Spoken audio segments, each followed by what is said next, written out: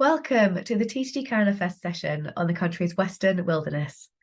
First up, we're going to welcome Wendy McMichael to the screen, who is the train manager for Rocky Mountaineer. She's going to tell us all about the onboard experience and how to sell it, as well as all the incredible sightings that you can see from the train. We do have a couple of great videos to show you to showcase this and really bring the train journey to life, so prepare to see some very cute bears. After that, we're going to take a virtual fam around Banff, Lake Louise and Jasper to learn all about the adventures that await at the beginning and at the end of the line. If you have any questions throughout the session, please do type them in the chat box for the agent Q&A at the end. I'll be joined for that by Lynn Naylor, who is the UK representative for Banff, Lake Louise and Jasper, as well as Stephen Harris, who is the Director of Sales for the UK and Europe at Rocky Mountaineer. And of course, if you are watching this live, don't forget to answer the questions in the polls tab for a chance to win a place on a fam trip to Canada in 2024. But now let's welcome Wendy. Welcome, Wendy. Thank you so much for joining me on screen today. Hello, thank you for having me. I'm really excited to be here, Madeline. Fantastic. So talk us through the Canadian routes on offer with Rocky Mountaineer, and where do they go and how long do they take? All right, so we've got 3 separate routes. The first one is our first passage to the west. And I will preface everything by saying for all of our routes, you can choose to go in an eastbound direction or in a westbound direction. Our first route that I was mentioning, that first passage to the west, that's a 2-day journey where we stop at a midpoint in between and we would stay overnight. So we don't actually overnight on our trains. We just enjoy taking in all of the highlights and the scenery while we're in travel. And then you overnight and you get to stay in a hotel, get refreshed before you start your second day journey. So that first passage to the west starts from Vancouver, or as I said, in the Rockies, makes its way to Kamloops and goes in either direction. Our next one is Journey Through the Clouds. That one again starts in Vancouver, or this time in Jasper in the Rockies, and its midpoint is Kamloops, just like our first passage through the west. And then our third journey is the Rainforest to the Gold Rush, and that one starts in North Vancouver. So you can see we always start coastal and make our way into the mountains. So that one starts in North Vancouver, goes to Whistler, where you get to enjoy some time in Whistler. Then we make our way to Quesnel, which is another one of our midpoint destinations. And then that final point is Jasper. So you really get to experience the coastal side of Western Canada. You get to see all of the mountain landscapes that we have between British Columbia and Alberta. And you also get to see some of what is more interior British Columbia within all of our routes. Predominantly, what we want is the scenery. We want you seeing those highlights. We want you learning the history. So that's where we've made sure those routes kind of really bring that outside in, but also capture a lot of history and knowledge and stories about the locations that we go through. So I love them all. I always get asked, which is my favorite. I cannot claim a favorite. I know. Everybody wants, yeah. You can't do that, but you do find with the different routes, there's different highlights or moments in the routes that become your favorite locations or favorite moments, just because they're just something that even after all my years on the train, I am just like a guest plastered up against a window or love hearing the story. So every route has something very near and dear to my heart. So I don't pick a favorite. Absolutely fine. I won't ask you to. Okay. But we do have a video actually to take a look at one of these routes in a bit more depth, so agents can see that scenery for themselves. So let's take a look at the Rocky Mountaineer Rainforest to Gold Rush route. I'll press play on it now. Saying goodbye to Vancouver isn't quite so hard when you discover what lies ahead. Some of the most breathtaking and varied scenery by rail anywhere in the world. There's a reason they say sea to sky. As you hug the sparkling shoreline, slowly gaining elevation to resplendent mountain peaks.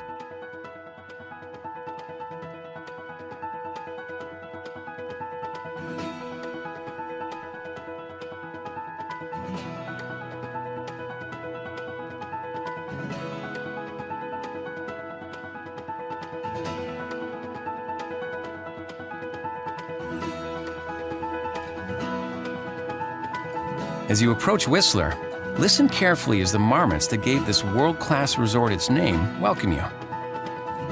Made famous during the 2010 Olympics, the spirit of the Games lives on in this vibrant mountain town.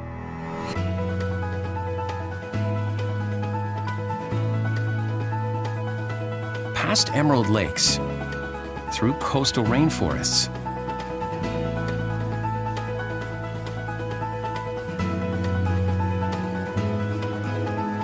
you approach desert landscapes, and the spirit of the gold rush comes back to life.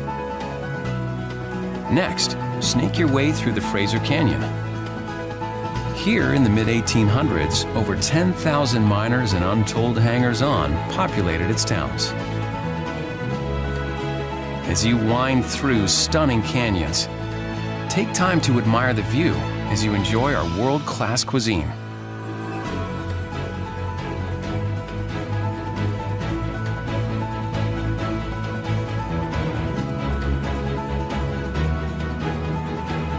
Ever heard of a mountain so high it has its own weather system at the summit? Welcome to Mount Robson. At 3,954 meters, it's the highest peak in the Canadian Rockies. And finally, Journey's End, the historic town of Jasper, populated by friendly people and countless elk. From rainforest to gold rush, a transformation in beauty, and maybe yourself.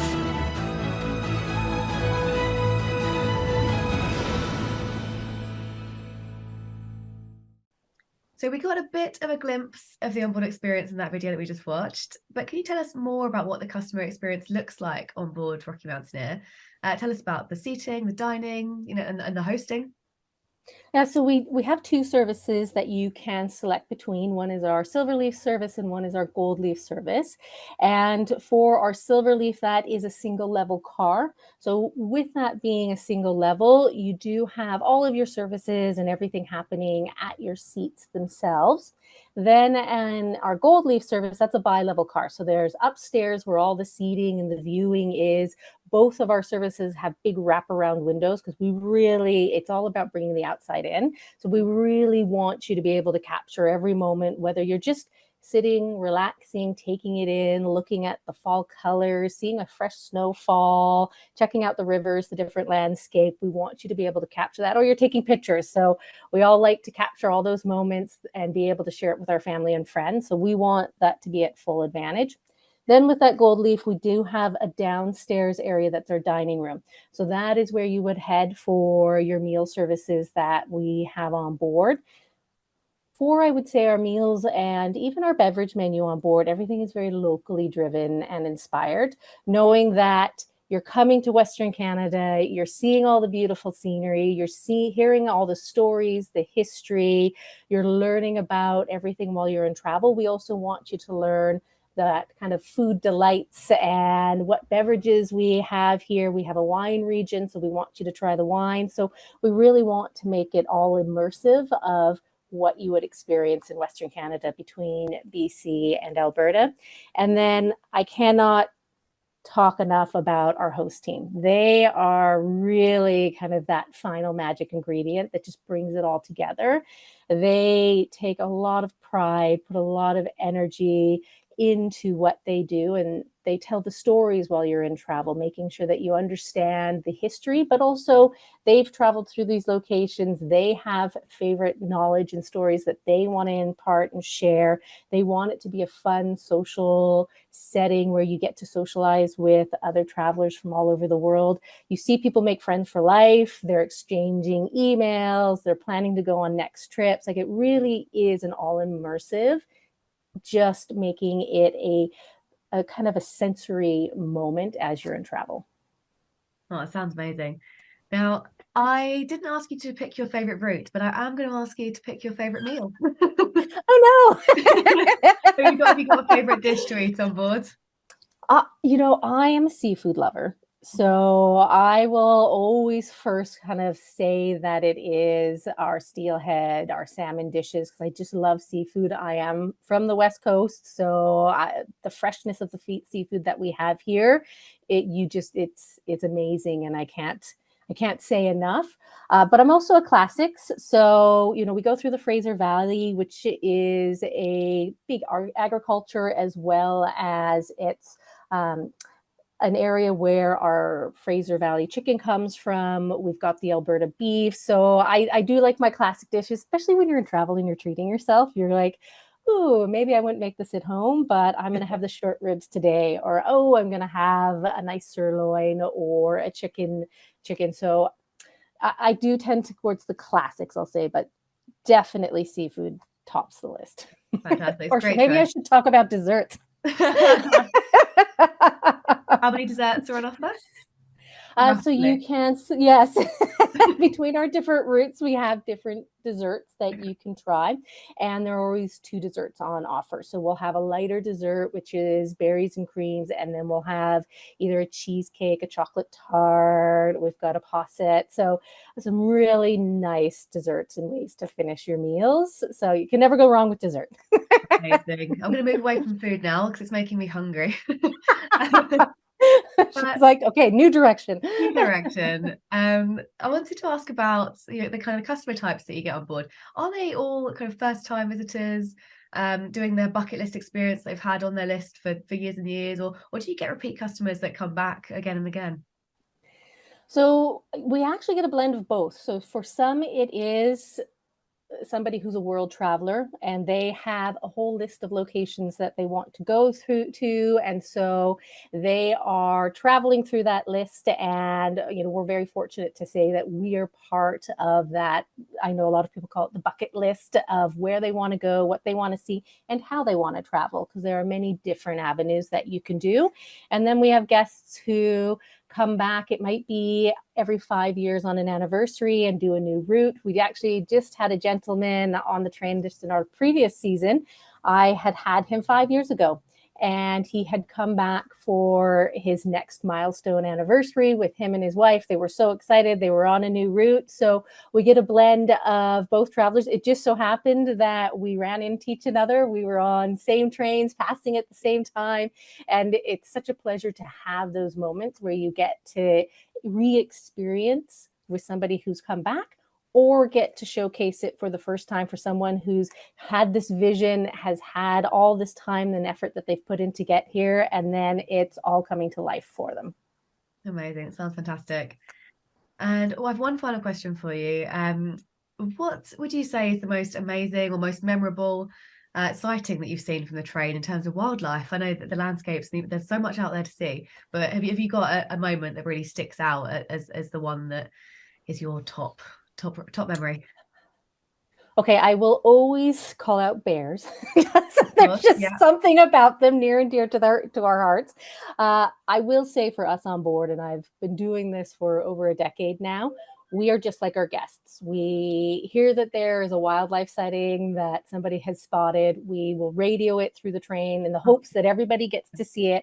And I'm plastered up against a window, just like the rest of the train is, trying to get that sighting. There is one moment that I always remember. It was numerous years ago, and it was at a point where on our train, we just happened to be going around a curve. And because of that curve, it gave you a really good line of sight.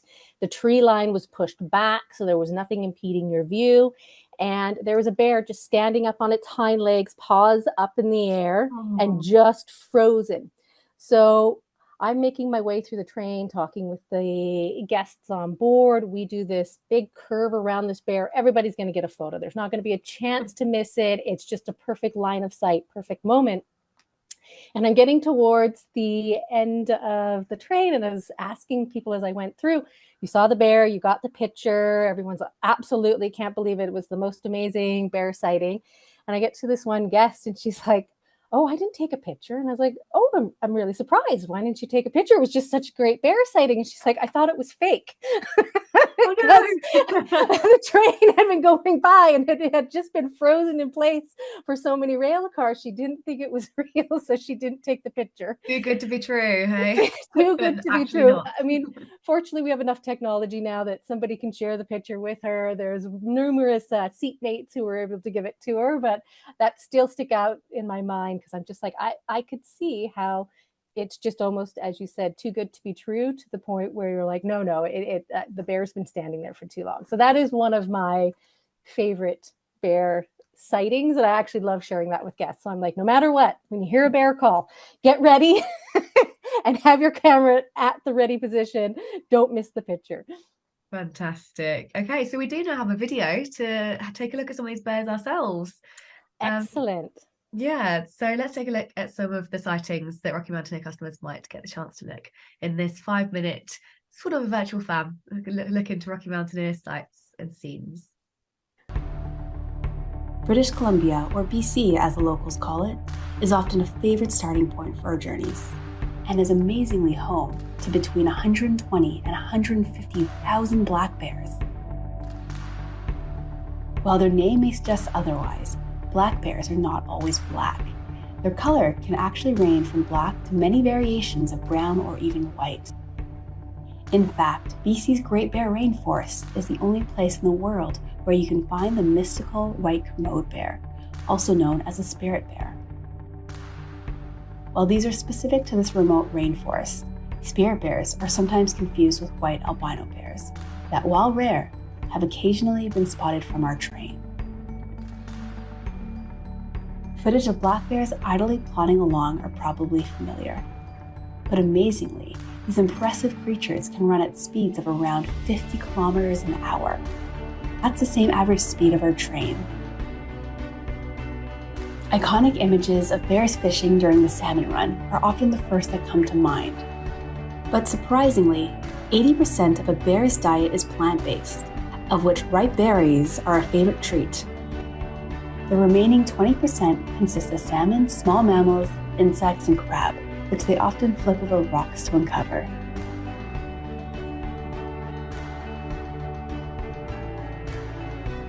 As we approach the popular regions of Jasper and Banff in the Canadian Rockies, you're more likely to get a glimpse of the bigger and rarer cousin, the imposing grizzly bear.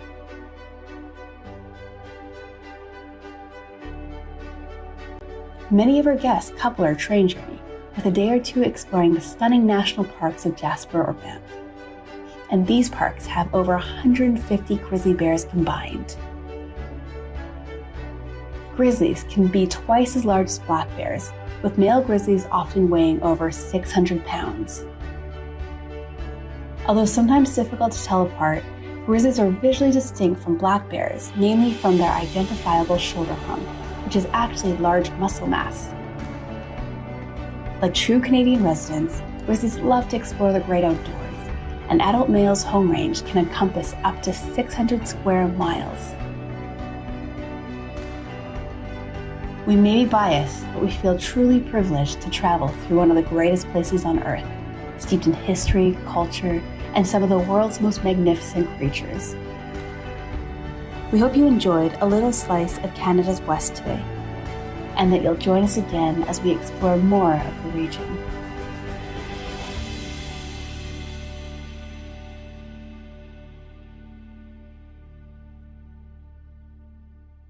Wow, it's amazing. Look at those scenes. They're fantastic.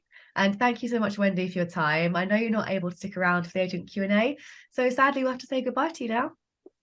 Well, it was my pleasure. I think you can probably see I love talking about Rocky Mountaineer and the experience on board, so I really appreciate you inviting me to partake and enjoy the rest of the event. Fantastic. Thank you. So if you do have any questions about selling Rocky Mountaineer, please do stick around for the agent Q&A with Stephen, which will be taking place after we explore Banff, Lake Louise and Jasper. So moving on to those destinations now, they can be found sometimes at the end of the Rocky Mountaineer routes, but the adventure doesn't have to end there. Banff and Lake Louise Tourism and Tourism Jasper have shared a 10-minute virtual fam, so you can explore these iconic destinations from the comfort of your home or office. So let's take a look at what they have in store for your customers. Hello, bonjour. Welcome to the Cave and Basin National Historic Site. My name is Anne Frick, and I'm the Sales and Market Development Officer for Banff National Park. Banff National Park is a special place, and today my colleague Amar is going to share the story about the birthplace of Canada's national parks. Let's go. Cave and Basin is a very special place for all of us. But before we start the history of Cave and Basin, I do like to acknowledge that Banff National Park is within the present-day territories of Treaty 6, 7, and 8, as well as the Métis homeland. The lands and waters of Banff have been used for millennia by the Indigenous peoples for sustenance, travel, trade, and ceremony. We'd like to thank them for their continuous stewardship and for sharing this land with us. The Caven Basin's history all started in the late 1800s with the three railway workers who came upon these springs. After having a nice water experience here, they decided they wanted to get the rights to this area. But in the end, the government compensated the railway workers and the government took over the area, reserving 26 square kilometers. That would start off what would become the first national park in Canada, Banff National Park. And the rest is history. Right here, we have a mock-up of the first hotel that was ever built in Banff. And right next to it is the vent to the cave and where it all started. So if we were to go down there, just 6 meters below us, we would find a beautiful small cave, water coming from the bottom and from the side there as well. The temperature is about 31 degrees. And having that warm temperature, it would be a lovely bathing experience, especially right now as it's a cool morning here. So this is one of the springs. We call it the basin spring there. And so you can see in the spring here, bubbles are coming up. So what's happening here, so we don't have any volcanic activity. Some of our rain and meltwater goes into the ground. For every 30 meters, the water goes into the ground, temperature goes up by 1 degree. So water goes 2 to 3 kilometers into the ground, building up a lot of pressure, and it slowly percolates upward. As it comes up, it retaining some of its heat, but also local rain is added to it as well. So here at the basin, the temperature of the water is 34 degrees. Hi, my name's Damon. I'm General Manager and co-owner here at Discover Banff Tours. And right now, we're in front of Bow Falls, a really popular place to come and visit within the town of Banff, inside Banff National Park. For over 20 years, Discover Banff Tours has been taking visitors to really great places like this and telling them fantastic stories of the town and the national park around us. Discover Banff Tours began with a simple mission and idea to provide small, personalized tours for visitors coming to the Rockies, and to make sure that every guest that came out on a tour or a hike or a walk with us made a connection to this really fantastic place through the eyes of our local guides and storytellers. Over the years, we've built up a selection of tours and activities to explore all the quiet places and all the best places in Banff National Park and the surrounding area. Bow Falls, you'll find on our Discover Banff and its Wildlife Tour, our tour of the local area around Banff that tells the story not only of its ancient history, but its European modern history as well. We also visit iconic places like Lake Louise, Moraine Lake, and the Columbia Icefields, and we give guests their best chance to see wildlife while they're here on our evening wildlife safari. That is our most popular tour. And for those that want to explore a little bit further than viewpoints and short walks, we also have our signature hikes, taking people into the backcountry to see things as they were intended in Banff National Park. Hello everyone, my name is Alejandro Sanchez. I'm the marketing manager in Banff for Pursuit, and welcome to the Banff Gondola. We're currently riding up in one of our cabins to the upper terminal. So once at the top, you'll find that we have different options. It's not just a view. We have an interpretive center that is not only for the kids but also for grown-ups. It has a lot of information about the national park and the history of the gondola as well. We have two food and beverage outlets. The first one would be Northern Lights Alpine Kitchen. That's a family-style oriented restaurant that allows for larger groups to enjoy a nice breakfast, lunch, or dinner. Sky Bistro is our second restaurant, which is where we're sitting right now. Sky Bistro is currently the #1 restaurant in Banff. It allows for a very nice, intimate reunion. The type of food that we offer here is locally sourced, and that is our main component in everything that our chef creates. And because it's a popular restaurant, we highly recommend to make reservations in advance. Up here, we also have a grab-and-go option, which is called Castle Mountain Coffee Co. Stop by, grab a quick sandwich and a pop, and then head out to the trails to continue their adventure at the top of Sulphur Mountain. And our transportation sector includes shuttles from the airport to town, as well as sightseeing tours around Banff area, all the way to Jasper and the Columbia Icefield. From the shores to Lake Minnewanka to the top of Sulphur Mountain, Pursuit Banff Jasper Collection is here to welcome you to the town of Banff.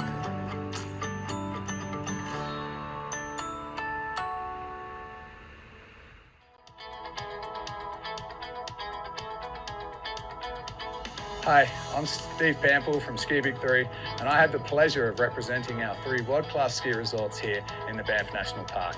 Banff Sunshine, Lake Louise Ski Resort, and Mount Norquay. Now obviously we're here in summer and we've wrapped up an amazing ski season with fantastic conditions, and we're already making plans for next season. We have 3 very unique ski resorts here in the Banff National Park, and they're all accessible on one 3-mountain lift ticket that gives you access to almost 8,000 acres of terrain. Your 3-mountain lift ticket also includes transfers to your choice of resort, so you can choose where you want to ski on any given day. But who better to show you around than some of our guides who know the resorts better than anyone. So take it away, Christine, Carlo, and Jamie. Hello, I'm Christine Davidson. I'm a CSIA Level 4 ski instructor. Welcome to beautiful Sunshine Village Resort, where we're going to go on an amazing tour of this beautiful UNESCO World Heritage Site. And the first thing you'll notice when you arrive at Sunshine Village is a gondola. And you want to be prepared because the gondola ride is about 20 minutes long, and there's a halfway point at Goat's Eye Station. But you want to start your day in the village, so you want to go all the way to the top. I've been skiing here since the age of 7, and one of my favorite things and what makes this place so magical is all natural snow. These incredible expansive views and these beautiful open bowls. Sunshine Village has a really special culture, an amazing tribe of super talented and friendly locals. And over to you, Carlo. Hi, I'm Carlo, Ski Big 3 resort guide and instructor. We're here at Lake Louise today. Can't wait to show you around. I'm guiding Tyler around Lake Louise today. We got Grizzly Gondola just over here, Glacier Chair just over here. Come along. We just came up top of the World Chair, and you can see we have a front side and back side of the mountain. And we're gonna go check out the back side where conditions tend to be most favorable first thing in the morning. We're on the summit chair, giving us access to the backside of the new West Bowl area, and also gives us a great view of Lake Louise. There are 3 mountain faces with terrain for all abilities, from easy groomers to gladed runs and double black free ride terrain. Options for the whole family to enjoy. So what I love most about Lake Louise is the enormous variety, from the terrain to all the wonderful places to eat and the people you'll meet, from the staff to all the visitors here. Lake Louise welcomes the world. Over to you, Jamie. Hi, I'm Jamie, snow school instructor for Ski Big 3. And Mount Norquay, it's my playground. Been in the Bow Valley for over 10 years, and Mount Norquay still keeps surprising me day after day. There's a little something I find for everyone, from your beginner to intermediate and advanced skier. There's fast groomers, but also some really easy groomers that we can work on some skills. But if you get tired, they always have a tubing park or an amazing restaurant that you can check out as well to kind of fill up the day and stay warm. If you're not getting enough, you can always hit the night skiing Friday, Saturday nights. Mount Norquay has a very unique vibe.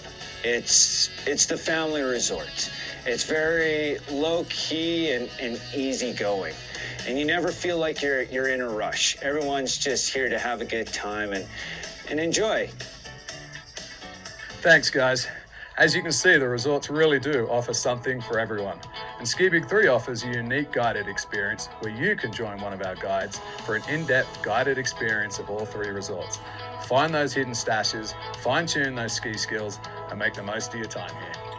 We also have a cool trifecta challenge. Ski all 3 resorts during your stay and head to our downtown Ski Big 3 Adventure Hub and receive your reward, as well as a free drink at one of our local partner bars. The Ski Big 3 Adventure Hub is also where you can collect your rental skis and purchase all your resort and Ski Big 3 logo gear, as well as those last-minute items you need for your ski vacation.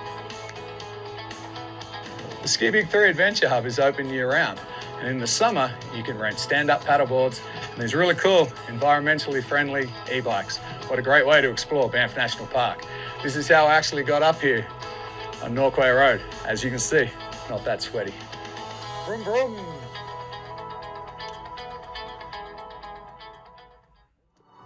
My daughter Parker loves to explore.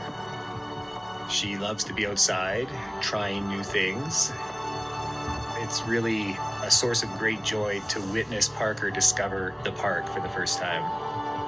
Lean Canyon provides inspiration to most people that walk through it. It reminds me of what the mountains do in a community or with people, is that, that shared sense of awe and wonder. I'm really excited about being able to show Parker the type of wondrous things. The fact that it's so close to Jasper is a pretty great gift for this town. My name is Max Dara. I'm Parker's dad, and I run a small guiding company called Rockaway Mountain Adventures, and we live in Jasper. There's no real difference with the way you go to the mountains with guests or clients or with your family. There's always a certain degree of risk associated with going out to the mountains, and I take it seriously, but I think it would be more of a tragedy to limit her access to these great ways of exploring the mountains to completely eliminate the risk. I'd like to think that I'd apply what I've learned in the guiding trade to try and show Parker a good, safe, rewarding, authentic time in the mountains.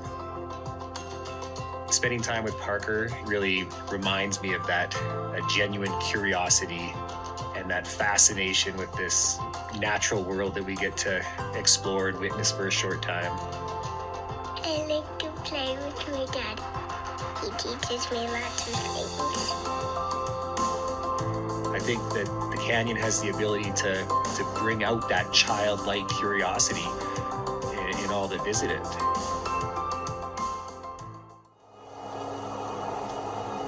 In reclaiming my culture, I realized what I thought was a negative thing was actually a highly spiritual, highly powerful, highly beautiful culture. And the more that I learned about it, the more excited I became about it. And the more I thought, man, I have to teach this to everybody. My name is Matricia Bauer, and this is my story.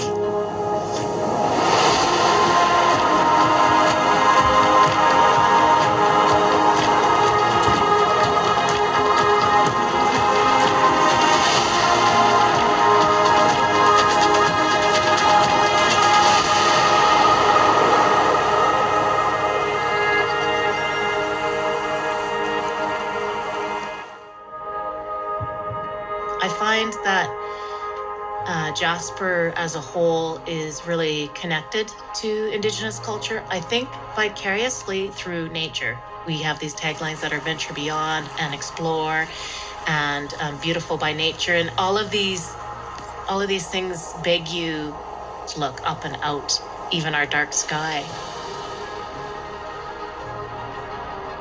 The flora that we experience and the plants that are around us are full of medicine, they're full of history, they're full of stories, they're full of songs, they're full of a symbiotic relationship that we actually rely on. So I think plant medicine and understanding the flora can also be a great lesson into how we sort of fit into the world as a population, as a human species, and that we are human beings, not human doings.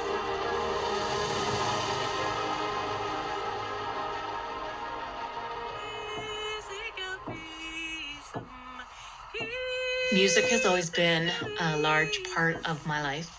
I started doing drums. I had to learn drum songs. I had to relearn my Cree so that I could incorporate that. All Indigenous music is derived from different beats on the drum, and they all have a place historically, especially the heartbeat. We're taught that heartbeat is the heartbeat of Mother Earth. By being out in the mountains and by being out in nature and by being out into water, which is life, all of these things give us back our spirit. We were young and, we had a dream. Brett Salk and I were, best friends. We grew up playing hockey on the same hockey teams. We used to talk about opening a brewery, but at that age, that sounds really cool, but we didn't really know what that even meant. It just sounded cool because we liked drinking beer. But as we got a little bit older, when the opportunity actually came about, it all stemmed from talking about it just almost as like a pipe dream idea that didn't ever seem like it would come real, but ended up happening, 6-7 years from those hot tub days. Really was kind of wild from where things went. My name is Alex Dirksen. I'm born and raised in Jasper, and I am one of the owners of Jasper Brewing Company. Back when we opened, craft beer wasn't a thing. People had no idea what an IPA was. They weren't used to different flavors. That even went for me. It took everyone a while to get used to the culture of craft beer. It was so tight the first 24 months that we weren't taking a paycheck. We were just living off our credit cards. We would, work all day, all night, and go through the same routine 7 days a week for a couple of years. It was a real reality that we could have went out of business. So 12 months in, the Oilers made the playoffs. They clinched on the 81st game of 82 games, so they shouldn't even have really made the playoffs. So they were extreme underdogs. And we turned into the playoff central spot for Oiler games. Then every second night, with Edmonton winning, it slowly turned into something that we never expected. Inside is just going absolute crazy. The support we got from the community and the playoff run that year saved the business. There's a reason that we're doing business in Jasper. I think Jasper is a really easy town to grow up in. You're a 5-minute bike ride from the school for kids. I'm a 3-minute bike ride from work. You can still get a dining scene that's comparable to a city. We owe a lot to the team that works in their day-to-day. The guy that's pouring your pint, the brewer that's brewing your beer, the kitchen staff that are cooking the food you're eating. We could not have the level of success that we have now in Jasper without what the community's done for us. And when I look back the last 18 years, I think it's pretty crazy that our childhood dream actually came true. Now it's time to answer any of the questions you might have on selling holidays to Banff, Lake Louise and Jasper, as well as holidays with Rocky Mountaineer. As you know, Wendy isn't able to join us for this part, so Rocky Mountaineer's Sales Director Stephen will be stepping in to chat and answer your questions alongside Lynn. So if you do have any questions... Fantastic. Welcome, Lynn and Stephen. Thank you for joining us. Morning, Maddie. Thank you. Thanks for having us. Thanks, Maddie. Great. So we've had lots of love for your experiences in the chat. Lots of people saying they want to experience these things for themselves. So my first question is going to be, do you run fam trips, or have you got any fam trips coming up for the UK? Stephen, can I go to you first and ask about Rocky Mountaineer? Yeah, sure. The short answer is yes, we do. We do fam trips, or what we call them learning journeys at Rocky Mountaineer. So we have Rocky learning journeys through certain times of the year. Usually tends to be April and October that we'll have them for the Canadian journey. Tends to be on our first passage to the west, which when Wendy spoke to you, obviously that's our Vancouver to Banff or Banff to Vancouver, whether you were going east to west. Tends to be the main route that we operate our learning journeys on. So this year, for example, to give you some idea of the numbers, we took over 60 UK travel agent partners on board Rocky Mountaineer. So we do have a little bit of a condition that partners need to complete our Tracks online training system, which is about an hour from start to finish. But it's a great system that gives you great knowledge and sound bites of Rocky Mountaineer, and so that you get a certificate once you've finished it as well. So you have to qualify for one of our learning journeys by completing the Tracks training. I see, fantastic. And Lynn, what about for Banff, Lake Louise and Jasper? Absolutely. I mean, we do support great partners like Stephen. So obviously most of their journeys come through and they'll either come into Jasper or Banff, Lake Louise, as you've heard. But next year, obviously, we've got Rendezvous in Edmonton, which is just up the road. So I think... Sorry, my mind's gone blank. I can't remember, but I know for a fact that Banff has got something like 7 FAMs coming through Banff, and that's quite apart from the ones that are going to Jasper. So I know there's an awful lot of FAMs going on in the region in May next year. So it's going to be a busy year, and that's quite apart from the winter ones, of course, that come out to do skiing and everything. I think we've got at least 10 of those coming from the UK. So it's going to be a busy year for FAMs again, but we love having people out. And as I say, if anyone's doing their own private trips, please get in contact with us, because we do offer agent passes, which allows them to get a VIP pass and get some free attractions, and getting to some discounts for shops as well. Okay, fantastic. Thank you. Another thing I was wondering about the Rocky Mountaineer journey in particular. What's the accommodation like where customers stay overnight? And is that accommodation packaged up within the rail ticket? Can you just talk us through where visitors stay? Yeah, absolutely, of course, no problem at all, Maddie. So yes, we're an all daylight service. I think Wendy mentioned that on her video for this session as well. So we don't travel through the night. So if you're on one of our 2-day journeys, either first passage to the west, Vancouver to Banff, or journey through the clouds into Jasper, we overnight in Kamloops. So Kamloops is our second home, if you like, in Canada or BC. Our home being Vancouver, but our rail yard is in Kamloops. So there's trains overnight in Kamloops. We turn the trains around, they go through a deep cleaning process, and they literally split overnight. One goes to Jasper the following day, or one will go over to Banff, but then the guests will be overnight in a hotel in Kamloops. So the moderate hotels in Kamloops. It's a great city. It's actually a city. I was going to say great town. It's actually classed as a city. Great few bars and restaurants, and a good few brew pubs that Canada's famous for as well. So you can have come off the train full because you've been eating most of the day on board the train, but you can have a few beers and drinks and enjoy the evening as well. And obviously you have a great night's sleep in one of the hotels. And that's for the 2-day journeys. And then I think, again, Wendy mentioned that we have Rainforest to Gold Rush, which is our 3-day journey where we overnight in Whistler and Quesnel as well. So we have a guest overnight in those two resort areas. Okay, great. We don't have all the time in the world today, but one thing I definitely want to touch on is what's new, so that agents know what to have on their radar when they're selling these experiences in the coming months. So Lynn, coming back to you first, is there anything new coming in Banff, Lake Louise and Jasper, in terms of hotels, attractions, or any new infrastructure that agents should know about going forwards? Absolutely. Well, in Banff, Lake Louise, we're really lucky. We've got 3 new hotels opening next year, which I know a lot of agents will be interested in. So we've got the Canoe and the Otter, which are both Banff Lodging Company properties. So they've been built to a really lovely 4-star standard with all the amenities, and they're due to open, I think, May, June next year, in spring. And then we also have our very first Marriott in the mountains. So Moxie, the new brand, which is quite different for Banff. It's quite a trendy hip hotel, but that's really exciting. And that's opening on Banff Avenue as well next year. So I'm still waiting for the opening date for that to be shared. But yeah, it's quite exciting for anyone coming in. And whilst Jasper hasn't got any new hotels, there's been lots of renovation over the last few years. So we've got some really lovely properties, and there's always properties about, as well as the sort of well-known ones, whether you're staying in a chalet, staying by the river, or whether you're downtown, there's lots going on. Great. Okay. Stephen, we've got a question in the chat for you here. What time do visitors or guests on the Rocky Mountaineer arrive in Kamloops typically? Is it the same every time? Sorry?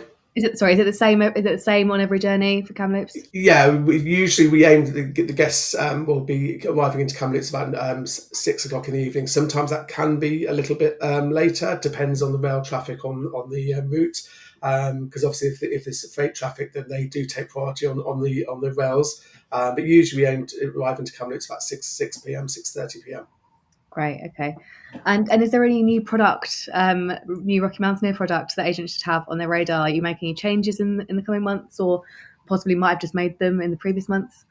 Yeah, well, we've for 2024 we've simplified our package offering. So we have now 5 package types, if you like, at Rocky Mountaineer. So if you guess, we sell just a rail only, which is our 2 or 3 day rail only with the overnight hotels that we've mentioned. But we do have our simplified package offering. So we have classic package, which is usually a 5-night lead-in package. That's the train journey. Then we've got 2 nights in Vancouver, and then 2 nights in the end in Banff or Jasper. And then you'll have the overnight in Kamloops as well. So from guest feedback, they wanted to spend more time in, and why not? It's a fantastic destination in Alberta. So, in Jasper or Banff, we now include 2 nights pre or post train. and 2 nights in Vancouver again, because it's a fantastic city. But then we have obviously, say, without, I know we're short for time, but we have up to our circle journeys, which are literally combining 2 of our first passage and journey through the clouds, all rainforest to Gold Rush. You're joining 2 trips together, and that can be 10 to 13 nights, obviously with hotel accommodation along the way, as well as the actual rail portion as well. So there's a different style of package now to suit each guest's requirements. And we have a new simplified promotion offering as well. We're just coming on the tail end of our Black Friday promotion, which we've never done before at Rocky Mountaineer, and it's worked extremely well for us when we've got a new turn of year promotion starting 3rd of January as well for the UK market. So we've simplified our promotions and really aimed more for the UK and European market, which is fantastic. Right. And what would you say is the best way for agents to book those packages, and what route would be the best way for them to take? If they were booking, if it's a travel agent in the UK, then we work with a lot of our B2B, great B2B partners, like your First Class, your Prestige, your Canadian Affairs, etc. So they will offer a great range of our packages, and they also benefit from any promotions we have in place. So they'll either use obviously a combination of our packaging, or they do a great job of combining a unique package for guests. So I would say probably that's the best route for travel agents to take in the UK market. And again, the other great piece for Rocky Mountaineer and a great match for Rocky Mountaineer is the Alaska cruising. A lot of guests choose to do a pre or post cruise off Rocky Mountaineer as well. So that works very well. So again, all those partners that I've just mentioned there will be able to do the cruise and rail package for you as well. Perfect, thank you. I'm just going to squeeze one last question in for Lynn. I just wanted to ask what tips you have for marketing Banff, Lake Louise and Jasper. Do you have any tips for agents who are looking to market holidays to your destinations? Definitely. Well, I think any agent that's watched the videos will know that whilst they're both very different videos, they both gave a sense of how much people love to be in those areas. And it's all about how it touches you. So it's about reconnecting with nature. It's about spending time outdoors. But it's one of those places that your clients are going to go and feel that it's enriched them.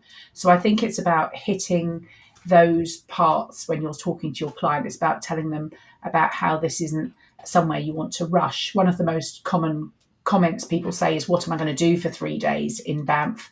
And then the comment afterwards is, oh, I wish I had longer. So it's about slowing down, taking the time, and just really grounding yourself in a way and just being, if that makes sense. There's something quite amazing about the mountains. They really do touch you. And so wherever you go in the Rockies, I think you'll get that feeling of space, silence in a way, and just sense to sort of reconnect with yourself and with nature and with those who you're on holiday with, which is quite amazing. I still get as excited about going now as I did that very first time. And it truly is one of those holidays that I don't think anyone regrets a moment in the mountains. Amazing. Well, I hope to experience it myself one day. I hope so too. And I'm sure Stephen and I can work that out. I'm sure. Fantastic. All right. Well, thank you very much, both of you, for your time. We are out of time, so I will say goodbye to you now. And thank you to everyone who's tuned in to watch. Our next session is starting at 10 a.m. tomorrow, which is we're starting with Back to Nature with Saskatchewan and Manitoba, and then we'll follow on with Eastern Adventures with Quebec and Nova Scotia. And in the afternoon, we have the guided meditation from Tourism Whistler and Destination Vancouver as well. So we've got 3 sessions today. Please do come back for that. There'll be lots more opportunities to answer questions in the polls tab, opportunity to win a fam trip to Canada for yourselves as well. And all sessions will be available to watch on demand if you missed any of the earlier sessions today. So thank you again, Stephen and Naila and Lynn, and we'll see everyone who's watching back at it. Thank you. Thanks, buddy. Bye-bye. Bye.